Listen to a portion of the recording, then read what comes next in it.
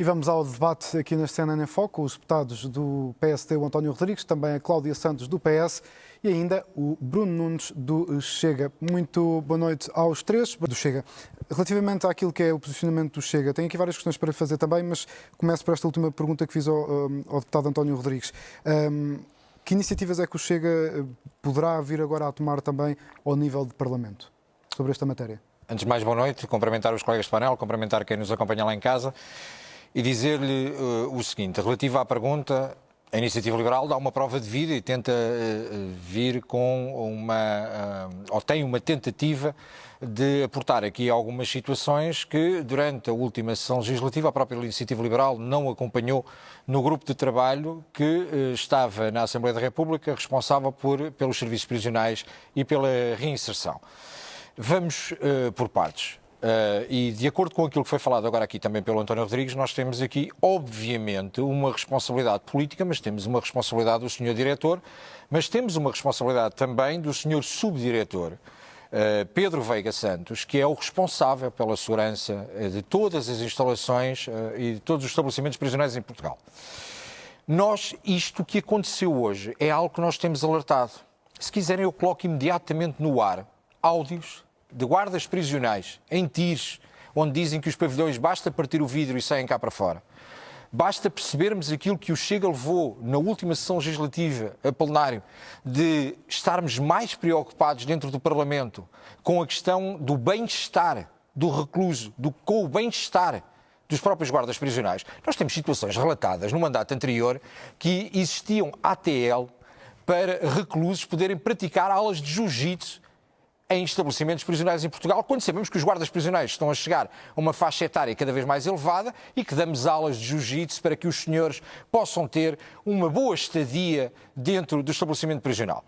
Tudo o que acontece é dantesco. Obviamente que o facto de não termos guardas prisionais suficientes, sabemos que os concursos ficam desertos porque a entrada na carreira tem um valor reduzido, não há uma progressão de carreira digna, não há chefias, porque ouvimos o Corpo da Guarda, mas não ouvimos as chefias do Corpo da Guarda e sabemos que os guardas prisionais têm que desempenhar funções de chefia. Mas este governo já pelo menos iniciou um processo e chegou a acordo com os guardas prisionais. Com os guardas prisionais, mas nós estamos a mostrar duas coisas. Existem os guardas prisionais e existem as chefias da Guarda Prisional, que neste momento não existem em quantidade suficiente para manter as funções que estão. E o que está a acontecer é que os próprios guardas prisionais têm que desempenhar funções de chefes de guarda prisional dentro dos estabelecimentos prisionais. Olha, eu vou-lhe dizer, nós na última sessão legislativa visitámos o estabelecimento prisional de Ponta Delgada.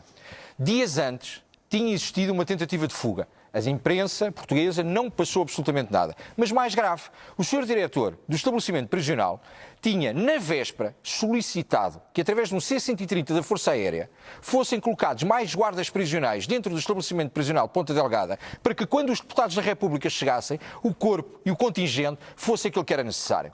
Foi ponderado, inclusive, e assume aquilo que estou a dizer perante os portugueses, que fossem transferidos reclusos para a EP da PJ em Lisboa para que as celas não estivessem subcarregadas. Nessa semana tivemos um motim no EP da Polícia Judiciária em que foi necessário o Corpo de Intervenção da Guarda Prisional entrar dentro do EP da Polícia Judiciária. Estas situações não passam cá para fora, porque o senhor diretor está mais preocupado em fazer aquilo que fez, que é o grande feito do seu mandato, que é dar a construção da nova ala para transexuais no EP de Ponta Delgada e de fazer com que a revista seja feita, porque é o que está descrito internamente, que um transexual seja revistado por aquela pessoa de género que ele se considera mais identificado. Uma coisa não impede a outra. Não impede uma outra, mas é uma questão de prioridade. Portugal, sim, mas Portugal é uma questão de prioridades. Sr. Deputado, Portugal já foi condenado várias vezes pelo Tribunal Europeu dos Direitos Humanos pela forma como trata os reclusos. Então, o que temos que fazer é continuarmos a assistir diariamente no Facebook a diretos feitos de dentro dos estabelecimentos prisionais,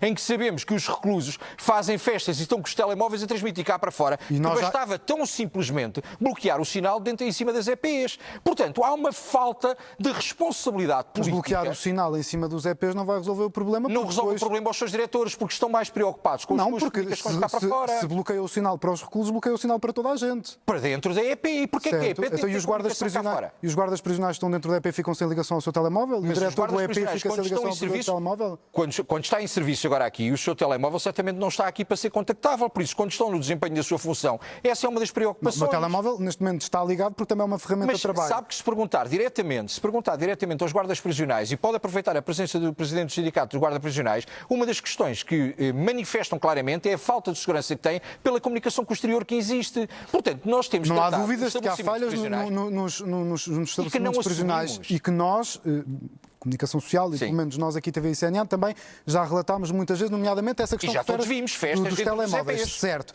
Mas centrando agora nesta fuga, Sim. que é isso que nos interessa aqui também, o que é que pode ser feito daqui para a frente para que algo assim não volte a acontecer? Mas não pode ser só daqui para a frente, porque isso é uma desresponsabilização. Sabe que à data e à hora da fuga, primeiro não são 40 minutos, é 1h30 depois é que O dão pela sindicato fuga. fala numa hora e meia, 2 horas. 1h30. O diretor diz 40 minutos. O seu diretor, obviamente, tem que ser apurado. A questão é, temos uma questão que é real. A pessoa que está a fazer o controle de vigilância está a controlar 200 câmaras. 200 câmaras. Portanto, isto é humanamente impossível. Foi dito aqui ontem pelo Presidente do Obviamente que há falta de meios, por isso, quando assumimos e dizemos que não há falta de meios, mas mesmo só para concluir, nós não podemos continuar a dizer que não há uma responsabilidade política, que não há responsabilidade do seu diretor ou do senhor subdiretor responsável pela área de segurança do estabelecimento. Portanto, para o Chega, esses dois elementos não têm condições para continuar. Obviamente. Sr. Deputado Bruno Nunes, nós estamos cientes que está a acontecer uma grande operação, como nós costumamos dizer, de caça ao homem, neste caso a 5 homens. Obviamente que há muitos detalhes, até por razões de segurança, que nós não podemos revelar, e alguns deles nem sabemos sobre como é que essa operação está montada. Sabemos que tem o envolvimento de todas as entidades responsáveis pela segurança do nosso país, desde a PJ, GNR, PSP, etc. Mas as fronteiras não foram encerradas, o que significa que, enfim, em algum momento, se não houver um controle, pergunto-lhe, verdadeiro de uma fronteira, estes reclusos podem passar por estrada para a Espanha. Ainda que na União Europeia, se forem apanhados num país da União Europeia, seriam obviamente extraditados para Portugal. Do seu ponto de vista, considera que deveríamos saber mais detalhes sobre esta operação que agora está montada? Está absolutamente confiante de como é que as coisas agora estão a correr, ao nível de fronteiras também?